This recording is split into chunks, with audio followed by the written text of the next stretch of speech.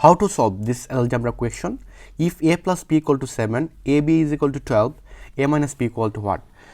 According to algebra rules, we know that a minus b whole square is equal to a plus b whole square minus 4ab.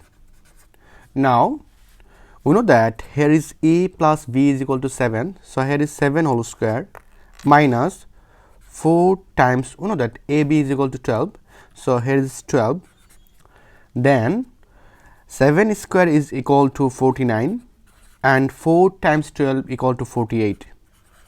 Now, we are find out a minus b whole square is equal to 49 minus 48 is equal to 1.